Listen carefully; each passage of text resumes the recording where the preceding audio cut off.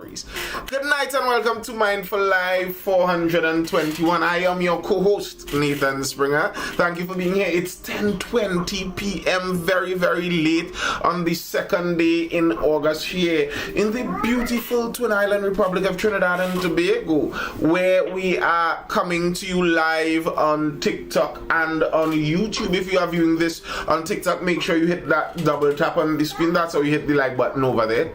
Two quick taps. If you're watching this on YouTube, do hit that like button, to drop a comment if you're looking at this on repeat. These you can view these on repeat on my YouTube channel, Nathan Springer, over there on YouTube. Be sure to subscribe so that you can catch any of the lives. If you ever miss them, you can catch them over there on repeat anytime you'd like. So yeah, OBI isn't a chargeable offense in Trinidad, although it is in Jamaica, Wide Leather says. Well, there's a story about they're looking for the Obia man in Tobago. The Obia man in Tobago apparently is on the radar of the authorities. They're looking to get him for some questioning with regards to his threats. Let's see if I can find that story. I was reading that earlier today. Where is Mr. Obia man?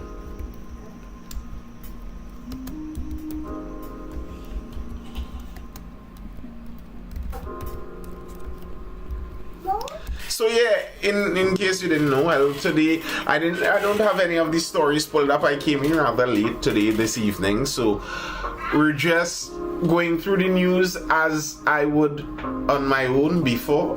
We're just going through the news. Let's look through some news. The Obia man, right? Cops probe Obia threats. Cops probe Obia threats to licensing officers in Tobago. Resistance among Tobagonians over ongoing joint anti-crime exercises on the island has resulted in death threats against licensing officials, leading to a police investigation.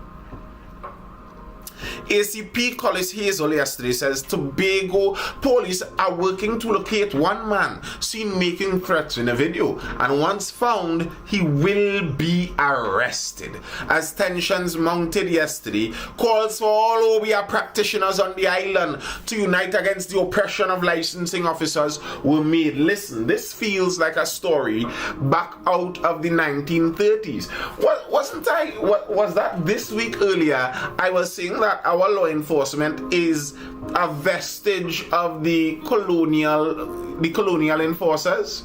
This has that colonial enforcers feel. The locals trying to use Obia to get rid of the enforcers, and the enforcers, while saying that they aren't afraid of Obia and the Obia can't do them anything, are still looking to prosecute and arrest the locals. So is it that the Obia will do you something and in that case you should be frightened, or is it that you have nothing to fear and then why are you looking to arrest the man? Like, what are we doing here? Wasn't there a stabbing in Tobago today? Another murder? And ACP is looking to arrest the man with the cow head?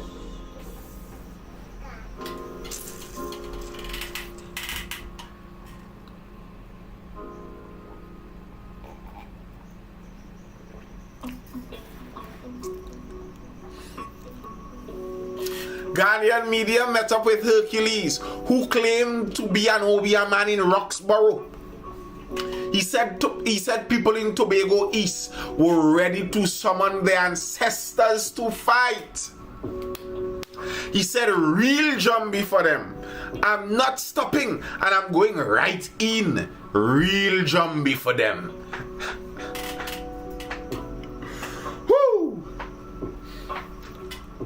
Torres says, okay, so a quick Google search states that in 2000, the Obia offenses was removed from the law. Is it possible that he calling more men to come together and form a gang?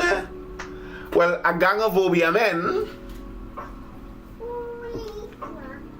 A gang of Obia men, and isn't Obia an indigenous religion? You know, as I was saying that, yes, host, you're in agreement. As I'm saying that, about Obia being an indigenous religion, why should they be looking to arrest this man? Where's this article?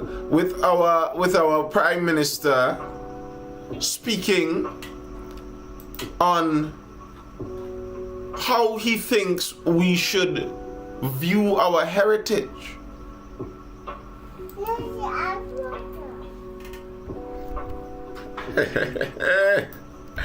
PM at African Emancipation Day celebration. Don't fear your heritage. Hey.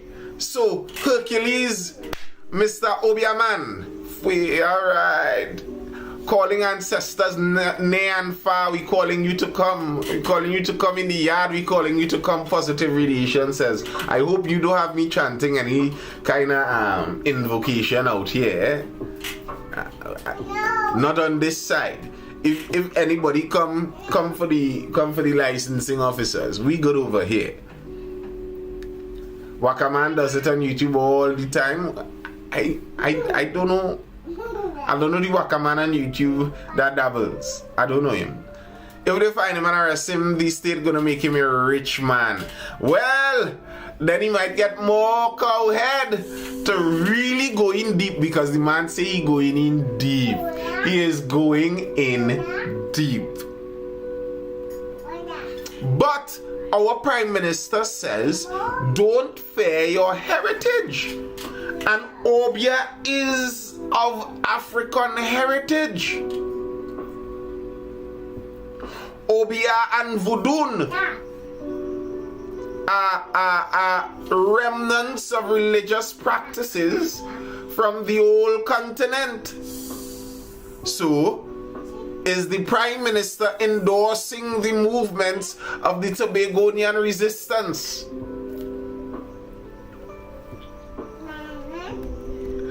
Positive radiation says he needed a little drumming, some singers and corn, rice and sweets. Listen, all the man needed was the cowhead.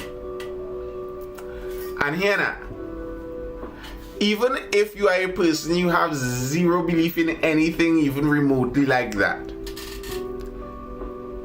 you will bounce your toe at some point in time. Listen, life is a complex movement, a complex dance of moving parts. Some friend or family is going to be, something unfortunate is going to befall them.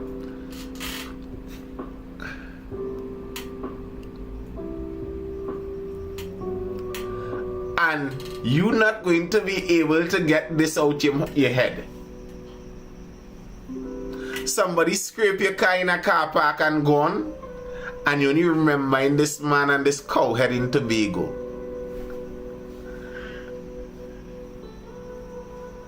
I pray good health and licensing officers in the coming weeks, because if any licensing officer get any kind of serious ailment, the whole thing gets shaky. The whole business gonna get shaky.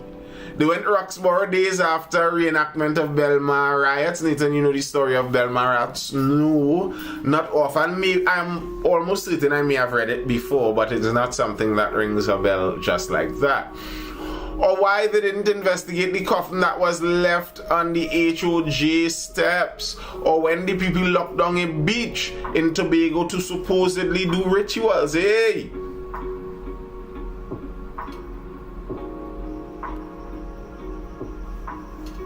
So if you go by the Baptist church and do it, would it be legal? Like, if I were to be honest, and I were to guess the reason that they're looking for him is because he mentioned kill. I'm pretty certain he used the words kill and die. Like, those words are pretty unambiguous. And people may feel like you are intending to do more than just dabble in the spiritual realm. If you are speaking about kill and die and such and aiming that at people, yeah, that may be the cause for the officers to visit you, more than just the obia in and of itself. He seems not to be too interested in the politically correct words, in trying to couch the words and hide it. In trying to couch the words and hide it, like someone who's more politically correct, they may have said that they're looking for the ancestors to deal with them appropriately, or to find a final solution for them, or something, something that is like a euphemism. It doesn't exactly say it, but Obi man went in on the killing and the death business. Which law will he be charged with? I don't know. I suppose there would be a law that would have something to do with the effects of a death threat. A death threat. So, do you think incitement? No. I think incitement would be a reach. And I think incitement, trying to charge him with incitement, is trying to make freedom dreamers richer. Obstruction, well, he wasn't within the vicinity of the roadblock to obstruct it. So, again, I think they have to tread very carefully when they're doing whatever they intend to do with the man, not just because of the power of his juju and his connection to the ancestors, but also freedom law chambers seem like they're cleaning up everything that even slips from the government. They're on the cleanup. So if you go down that sedition and obstruction and incitement, the man is going to get paid. So maybe if it was me, like, go and hold him for questioning, and question him with regards to the alleged death threats issued, see if there's any veracity to them, and release him. That's what I would think to do. But then again, I am not one of the extremely wise and intelligent leaders of our Trinidad and Tobago Police Service. So, what would I know?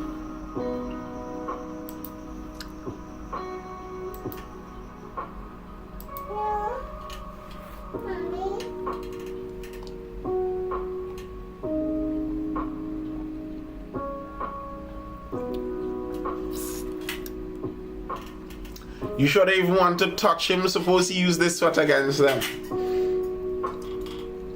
Good night, Shy Guy. Tint laws. We spoke about tint laws at length. Was that yesterday? It's pretty ridiculous. It's pretty ridiculous. And in a country like ours, that's the least thing that's supposed to be on law enforcement focus, in my view. Like, tint was for back in the day where bad men used to roll in their own vehicle and do their stuff like that. But that's not how these guys are rolling.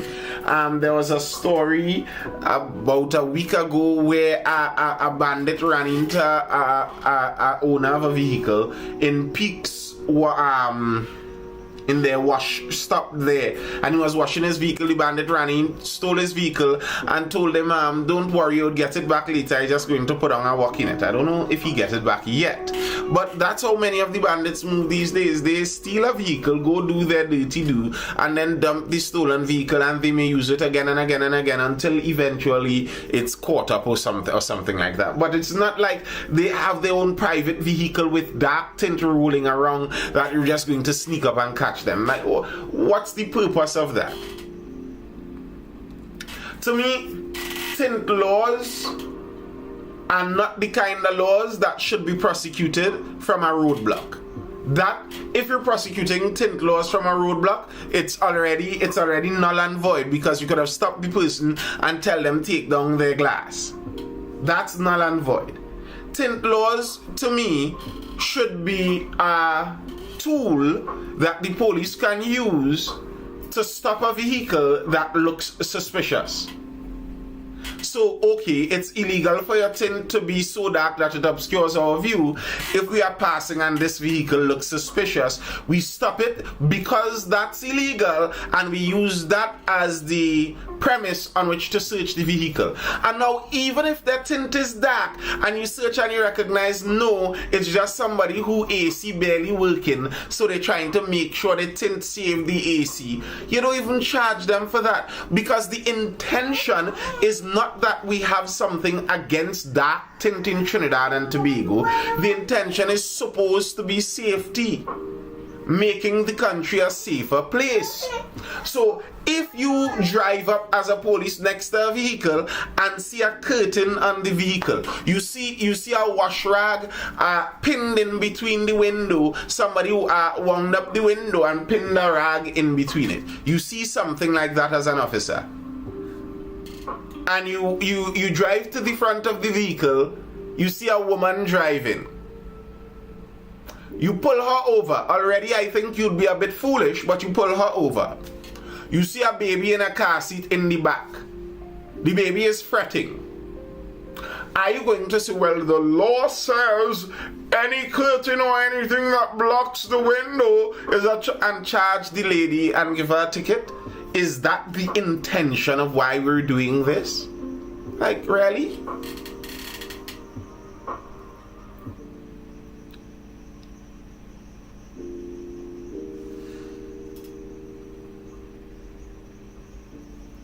I've never heard of law enforcement getting injured by someone in a tinted car. Law enforcement has the ability to tell you to send down your glass. So like, these things are so archaic. These are laws from the 1980s. When people couldn't have just stolen a car and gone here and there. So the bad men used to roll in the dark tint vehicle. And they could actually do more than one stuff in their own vehicle. Like, that's not what happens these days.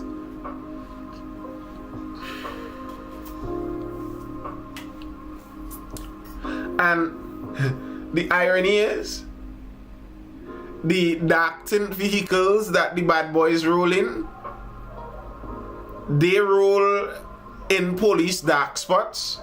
However they figure out the police dark spots, I'll leave that for the audience to guess. However they figure out the police dark spots, but they roll in police dark spots anyway. So their tint could be pitch black. Like, these guys are rolling around in vehicles where they have 2 AR-15s and a 1 pistol. If you stop them in a roadblock, I think tint would be the least of the worries. Mama, what was for today?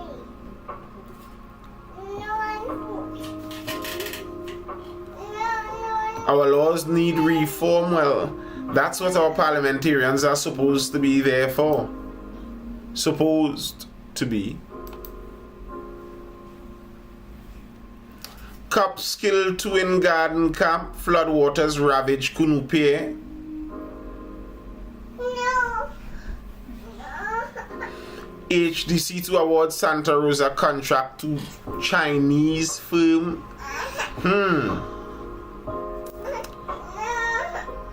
Maduro.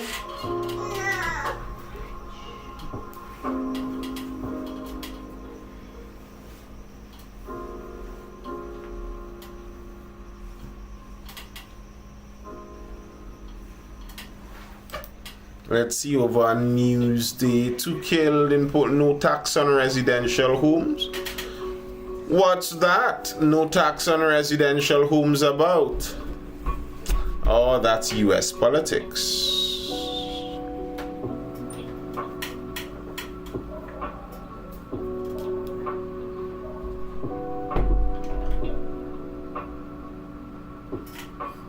Yes, I saw that the US now recognizes the opposition. But they kind of were attempting to do that with Guaido before, you know. They've been doing that for a while, so that isn't really a big, unique move as of yet. That doesn't say a whole heaping lot as of yet.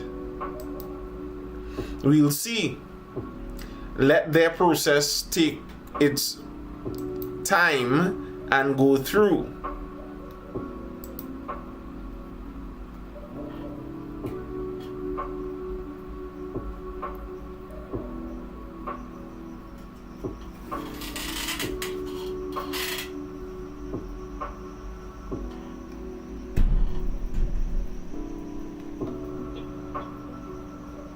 Let's see on the Express. What's over here on the Express? 3 Veni children to get $1.27 million. What is this?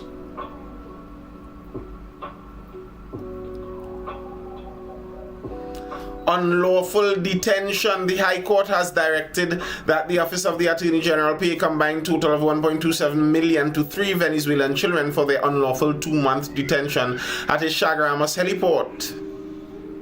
Each of the children ages 12, 7, and 2, $425,000 plus interest for the ordeal they suffered and the torturous acts committed against very young children. The money is to be paid into the court and will then be placed in an interest-bearing account by the registrar of the High Court. They will not be allowed to access the money until they attain the age of 18, but in the interim, their mother may apply to the court for access to funds from the account to meet their immediate needs. The siblings and their mother were detained at the heliport from December 15, 2020 to February 17, 2021. A deportation order was issued for the mother on January 12, 2021, but not the children. They had formed part of a larger group of Venezuelans who arrived in this country on board a pirogue on November 17, 2020.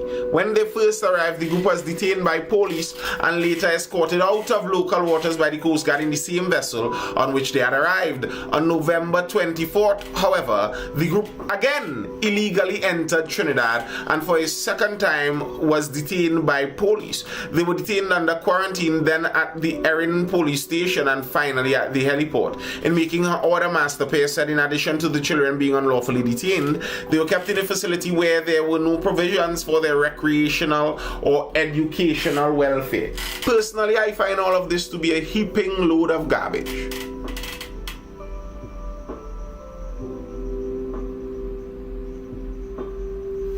I find this to be a heaping load of garbage. And to be frank, a lot of the whole refugee and asylum soft-hearted, bleeding heart, handsy-pansy nonsense is just that nonsense. And when put into effectual policy in a country, it results in garbage happening. How are you to tell me we are paying children $425,000 for their mother committing a crime with them in tow? What do you mean?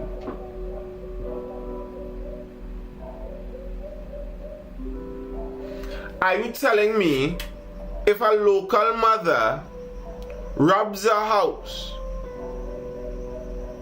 and carries her children on the robbery with her, and in the process they get held in a holding cell somewhere, they're entitled for money too? What?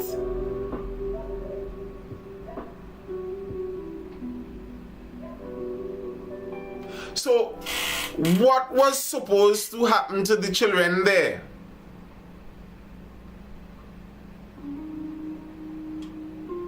And this isn't the first one, eh? They're doing this over and over. So tell me, what is supposed to happen there? Someone illegally enters the country, we send them out, they illegally enter again. The second time they're breaking our law to enter our country. We're supposed to do what? What are we supposed to do exactly? And this is the same nonsense like they were talking about back in the 2016 to 2020 era in the United States with the children in cages and the scare campaign they used on that rubbish. And it was Barack Obama who built the cages for the children because obviously you needed cages for children that are crossing the border illegally. You don't even know who their parents really are, so you separate them and you have to hold them somewhere. Or it looks like cages because it kinda is, because what else are you going to do?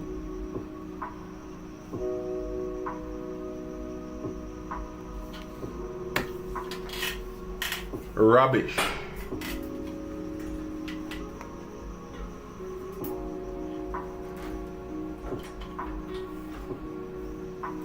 And that's a lesson, I guess, from El Salvador too, eh? What you see? The modern version of human rights does not sit squarely with a just society and actually getting law enforcement to work. The idea that all criminal justice is about rehabilitation is that's the belief of the kind of women who write love letters to killers in prison. The kind of woman whom, you know, here's an interesting thing. Cartel was released from prison. His wife worked assiduously to get him out of prison.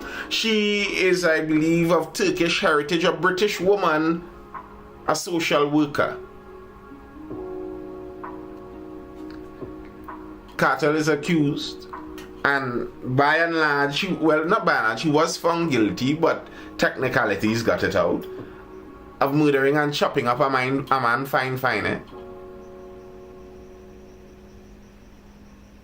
And some of these people who are blind to danger, these are the people that want to make laws on refugee and asylum status and that kind of stuff. It's rubbish.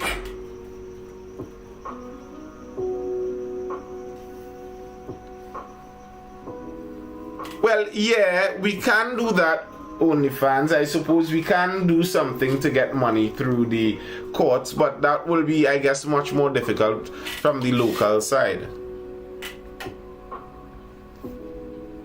I find that to be rubbish. Insanity. No way you're supposed to be breaking our laws and rewarded for it.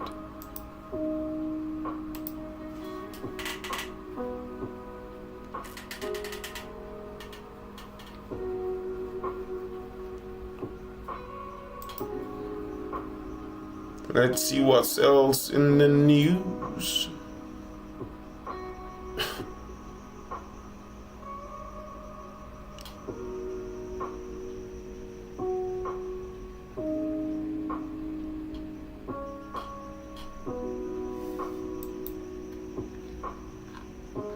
I saw someone wants Trinidad to join the Afrexim Bank.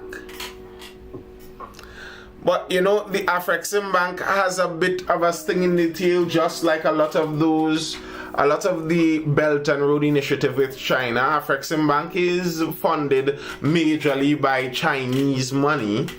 And they're to an extent doing the same thing they did with the Belt and Road Initiative, where they give you a sweetheart deal in terms of the capital you get up front, but you're basically unable, or it's basically impossible for you to actually repay that. And it's not even like they're fully interested in you repaying it. It's the power and leverage that it gives them in the long run. Yes, we do, King David. Yes, we do.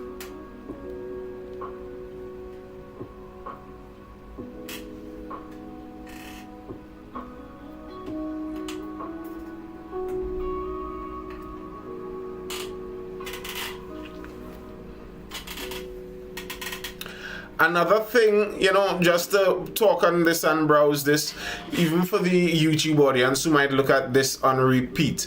Yeah, I was looking at the arguments they're bringing up over in the US there with Kamala being a Douglas. Kamala is basically a Douglas, but even a little lighter than a Douglas. Her father is a half white mixed person, and then she is a product of an Indian woman and that half white man. So she is even less of the has even less of the Afro gene in her. And the one side in the United States is trying to make, I guess, points out of whether she's Indian or not. But black being a catch-all term for some, that's kind of irrelevant. She can be Indian and black.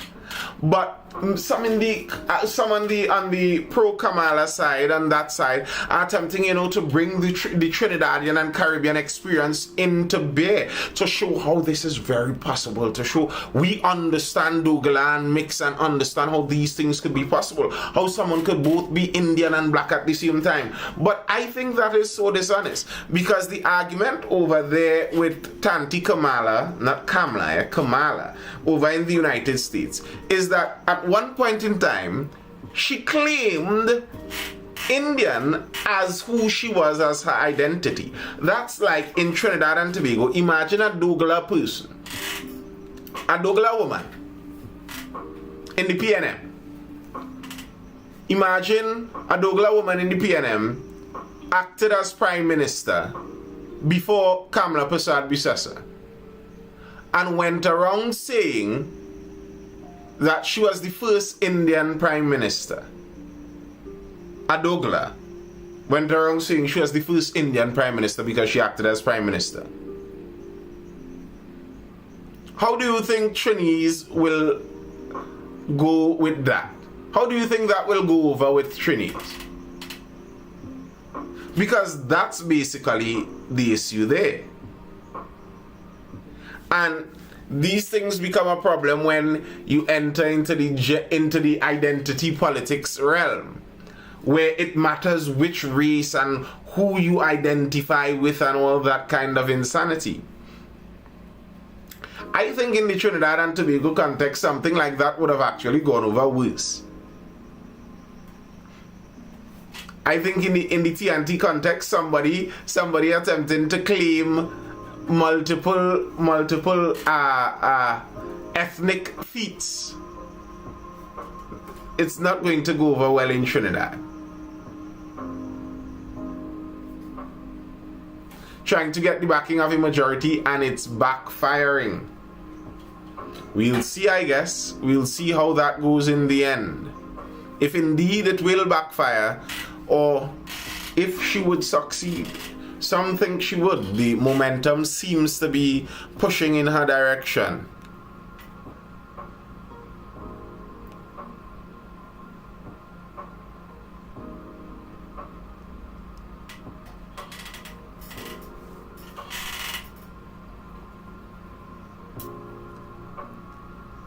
We need to focus on the policies behind the candidates. Well, that's always the case, but that's much easier said than done. Because for nearly everyone, it's a team sport kind of thing. Yes, OnlyFans, I am seeing what you're saying. Yeah, but for many people, politics is just a team sport. So they have their biases, they have their side that they choose and they favor, and they'll have a justification that they could come up with after the fact, but really and truly the justification is after the fact. It's not like they got a good reason and that's why they went with this political party. No, they have a team lean to this party, to this side for whatever reason, and they will defend it till they can.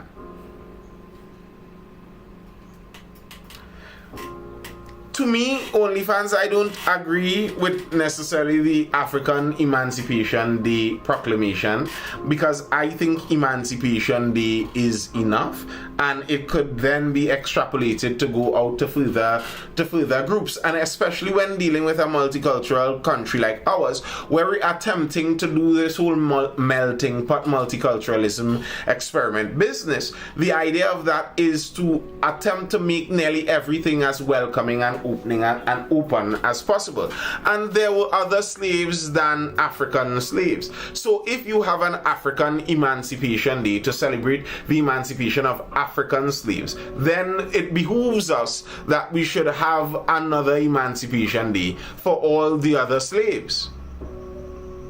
Or we stick with Emancipation Day, and any slave can use that as a representation of emancipation. Anyone can use it as being representative of emancipation in different, even more abstract ways, and allow the holiday to be spread further. They seem to understand that with Arrival Day, because Arrival Day, that was kind of the argument. Indians weren't the only people that arrived. So if you have East Indian Arrival Day, then you kind of need a Chinese Arrival Day, and a Syrian Arrival Day, and all the others and their Arrival Days too. So you say we have an Arrival Day and celebrate all in one. Grand, that makes sense. So does Emancipation Day. At least I think so. Maybe they have better arguments out there for why it is the way it is. All I can say is I have yet to hear it.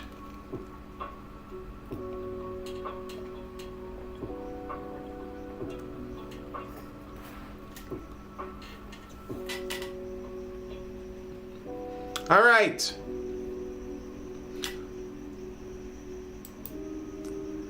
Let's have an early night there. If there are no further questions or comments, any questions or comments on the inside before I dive out, looking to have an early night out there. Well, it's a late night, but we had a late start, so yeah.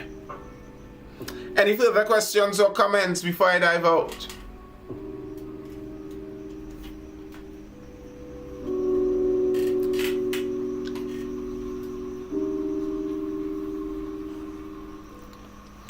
Alright, on that note, people, I hope you're educated, informed, or entertained. I am Nathan Springer. This has been the Mindful Live. I'll see you guys again for the next one next week, Monday, around that 9:30 p.m. time. Really trying to get in earlier on these lives. Hopefully we get through with that next Monday.